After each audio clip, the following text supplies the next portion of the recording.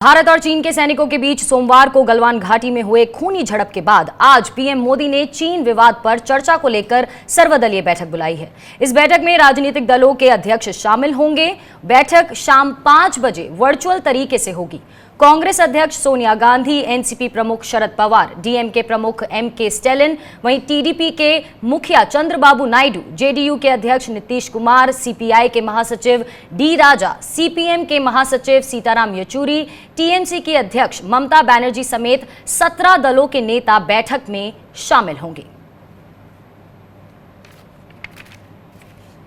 तो लद्दाख में चीनी सेना prime minister is expected to explain what is all happening, what India can do or should do in the given situation. उम्मीद है कि प्रधानमंत्री जी पूरी तरह से आश्वस्त करेंगे देश को, विपक्षी दलों को, कि राष्ट्रहित के साथ कोई समझौता नहीं किया गया है और जो वीर जवान शहीद हो पाए हैं, क्या उसको टाला जा सकता था, बचा जा सकता था। ये गंभीर मुद्दे हैं। मैं समझता हूँ कि सबका जवाब उस बैठक में आएगा। मेरी पार्टी को कोई न्योता नहीं है और मैं नहीं समझता किस आधार पर निर्णय लिया गया। बहुत सारे प्रश्न हैं जो हमें प्रधानमंत्री जी के समक्ष रखने थे, बहुत सारी सलाहें थी, कई चीज़ें तो मैं पब्लिक डोमेन में यूं ही हमने कहा है। मेरा मानना है कि ये उचित संदेश नहीं गया है और फिर भी प्रधानमंत्री जी से आग्रह करूंगा कि एक सामूहिक चिंतन के माध्यम से देश को संदेश दीजिए। देश थोड़ा परेशान हाल है, कॉन्फ्लिक्टिंग रिपोर्ट्स आ रही हैं जो उचित नहीं है। तो लद्दाख में चीनी सैनिक की घुसपैठ और गलवान घाटी में 20 जवानों के शहीद होने के मामले में प्रधानमंत्री मोदी चीन पर सर्वदलीय बैठक आज शाम 5 बजे लेंगे। आपको बता दें, वीडियो कॉन्फ्रेंसिंग के जरिए ये बैठक होगी और इसमें कांग्रेस अध्यक्ष सोनिया गांधी, एनसीपी प्रमुख शरद पवार, डीएमके प्रमुख एमके स्टैलिन, टीडीपी के मुखिया चंद्रबाबू नायडू, जेडीयू के अध्यक्ष नीतीश कुमार जैसे कई बड़े नेता शामिल होंगे। सीपीआई की बात करें तो उनके महासचिव डी राजा, सीपीएम के महासचिव सीताराम येचुरी, वहीं टीएमसी की अध्यक्ष ममता बनर्जी समेत 17 दलों के नेता इस बैठक में शामिल होंगे और ये बैठक शाम 5 बजे होगी, वर्चुअल तरीके से होगी।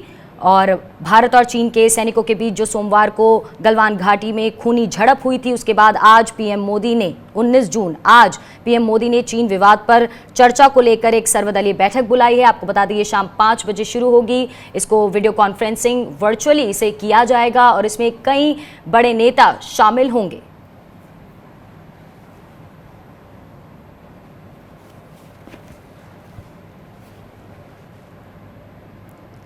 चीन पर सर्वदलीय बैठक की घोषणा आपको बता दें तब हुई है जब सीमा विवाद बढ़ता जा रहा है और चीनी सेना की कार्रवाई का जवाब देने के लिए यहां कहीं ना कहीं सरकार पर, प्रधानमंत्री नरेंद्र मोदी पर दबाव बढ़ता जा रहा है। उसी के चलते सरकार ने 19 जून को यानी कि आज ये सर्वदलीय बैठक बुलाई है। सभी दलों के अध्यक्ष इसमें शामिल हो रहे हैं।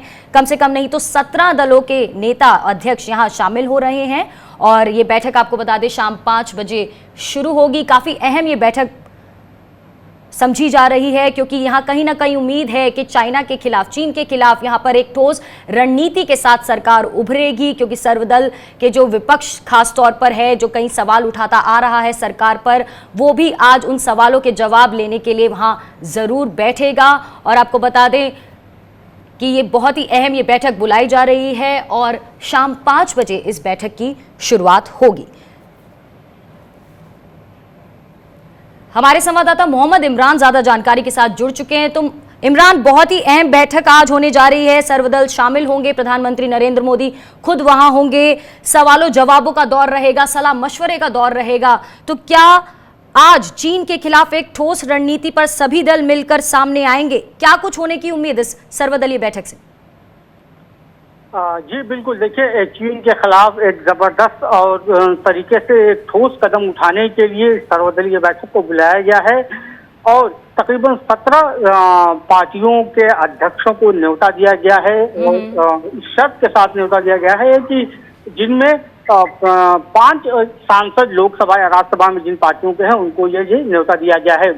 जो कि बलवान घाटी में हम चीन के द्वारा हिंसक झड़प हुई भारतीय सैनिकों के साथ, उसमें हमारे 20 से ज्यादा जवान शहीद हो गए। इसको लेकर देश भर में एक आक्रोश है, लोगों में गुस्सा है, विपक्षी पार्टी लगातार आवाज उठा रही है। इन सभी को लेकर प्रधानमंत्री ने एक सर्वदलीय बैठक बुलाई है कि क्या कदम उठाए जाएं, किस तरह के कदम उठाए जाएं और किस तरीके से जो है इस पर अगला क्या कदम हो हमारा, जिससे कि हम इसका बदला ले सकें। प्रधानमंत्री ने हालांकि बार बार कहा है कि हमारे जवानों की जो शहादत है वो बेकार नहीं जाएगी, वो जाया नहीं जाएगी। तो और लेकिन इस मीटिंग से पहले ही सर्वदलीय बैठक को लेकर सवाल उठने लगे हैं। आरजेडी यानी राष्ट्रीय जनता दल और जो आम आदमी पार्टी है जिसकी दिल्ली में खुद सरकार है, पंजाब में वो विपक्ष के रूप में है, इन दो पार्टियों को नहीं बुलाया गया है। हवाला ये दिया गया है कि 5 अगर सांसद नहीं है आपके तो नहीं बुलाया जाएगा। हालांकि टीडीपी के 5 सांसद नहीं है लेकिन उन्हें बुलाया गया है। आम आदमी पार्टी ने इस पर सवाल खड़े किए हैं कि अगर ऐसे मौके पे जहां सर्वदलीय बैठक हो रही है, राष्ट्र सुरक्षा का मामला है, तो विपक्ष की भूमिका में हम भी अपनी राय रख सकते हैं। मनोज झा जो कि आरजेडी के सांसद, उन्होंने भी सवाल खड़े किए हैं जी पूरे मामले को लेके। कांग्रेस लगातार सवाल उठाती रही है इस पूरे मामले को लेकर। रणजीत सुरजेवाला ने 4 सवाल भी कल प्रेस कॉन्फ्रेंस के जरिए उठाए थे और बोला कि इस तरह की घटना एक बहुत बड़ी चूक है, सरकार को बताना होगा कि उससे चूक कहां पर हुई है। ये बिल्कुल अविश्वसनीय और यहाँ बहुत अहम सवाल हैं और विपक्ष को एक बहुत बड़ा मौका यहाँ मिलता हुआ नजर आ रहा है सर्वदलीय बैठक में। बहुत बहुत शुक्रिया इमरान तमाम जानकारी के लिए। तो यहाँ हमारे संवाददाता इमरान बताते हुए कि 2 पार्टियां यानी आरजेडी और आम आदमी पार्टी को नहीं बुलाया गया है सर्वदलीय बैठक में। बढ़ते हैं आगे। सर्वदलीय बैठक में विपक्ष ने चीन के मुद्दे पर सरकार से तीखे सवाल पूछे हैं। सूत्रों के मुताबिक आज सर्वदलीय बैठक में कांग्रेस अध्यक्ष सोनिया गांधी सरकार से गलवान घाटी में हुई झड़प की पूरी जानकारी देने की मांग कर सकती हैं। कांग्रेस मांग करेगी कि सरकार विपक्ष के सामने तथ्य रखे, साथ ही इस विवाद के लिए एक रणनीति बनाई जाए। कांग्रेस पहले ही चीन से हुई झड़प को लेकर सरकार को घेरती रही है। देर से उठाया गया सही कदम मैं मानता हूं, लेकिन अब ये भी है कि उसमें कुछ पार्टियों को छोड़ दिया गया, तो ये नहीं होना चाहिए। पार्टीशन एटीट्यूड से किसी भी सरकार को काम नहीं करना चाहिए। इसमें जो लोग छूटे हैं, हम अभी भी प्राइम मिनिस्टर से अपील करेंगे कि उनको भी बुलाना चाहिए।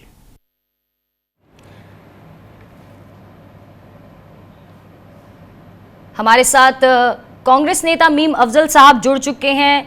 सर, यहाँ पर बहुत बड़ा एक मौका है विपक्ष को जो लगातार सरकार पर सवाल उठाता रहा है, खासतौर पर राहुल गांधी के किस तरह से निहत्थे क्यों भेज दिया, ऐसे सवाल जो कि हम एक आम जन भी पूछना चाहता है सरकार से और एक वास्तविक तस्वीर जानना चाहता है सीमा की। आपको क्या लगता है आज कांग्रेस पार्टी के पास कितना बड़ा मौका है इन सभी सवालों का जवाब लेने का, और क्या रुख रहेगा इस सर्वदलीय बैठक में कांग्रेस का?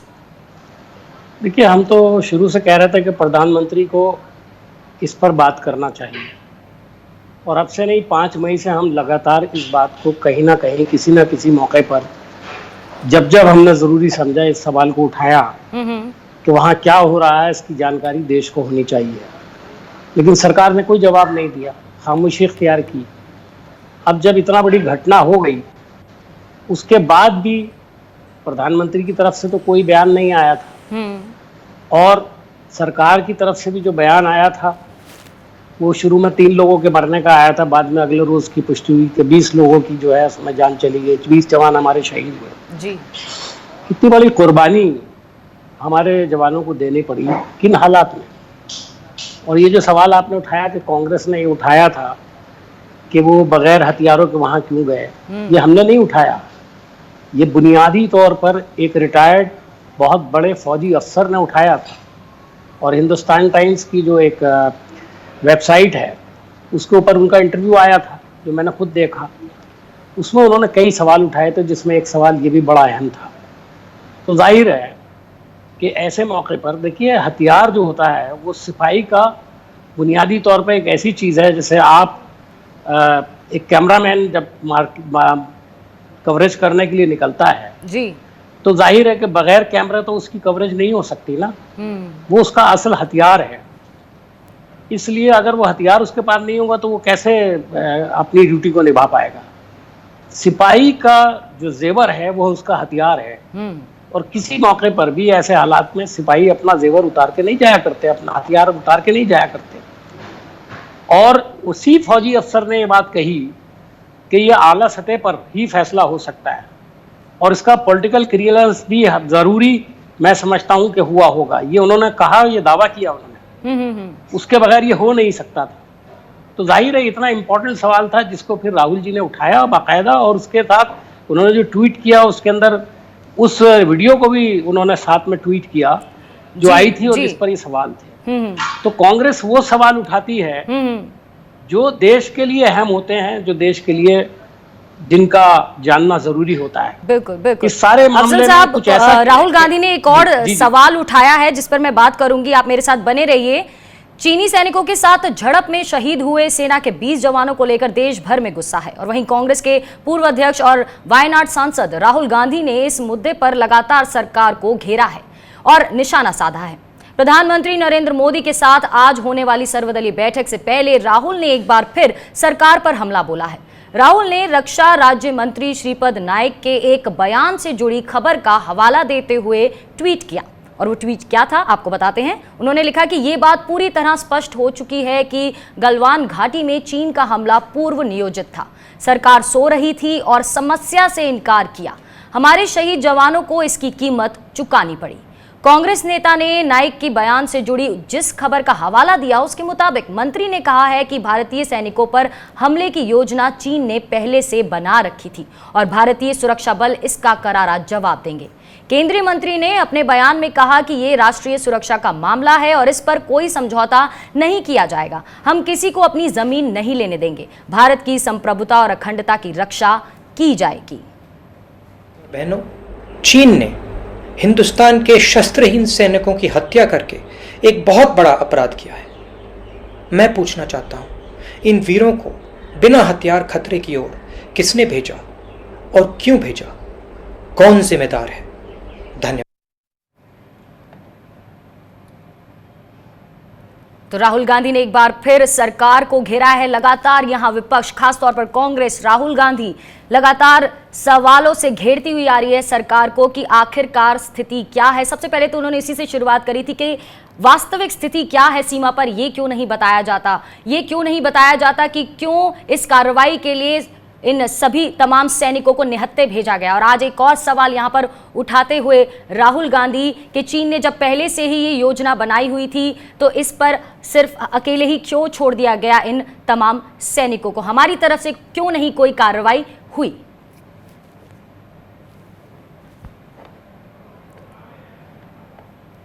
हमारे साथ कांग्रेस नेता मीम अफजल जी जुड़े हुए हैं। अफजल साहब, बयानों का तो ये कहा जाता है कि कोई कॉम्प्रोमाइज नहीं होगा जब भी सरकार की तरफ से बयान आता है, सीमा राष्ट्रीय सुरक्षा को लेकर कोई किसी भी तरह का समझौता नहीं।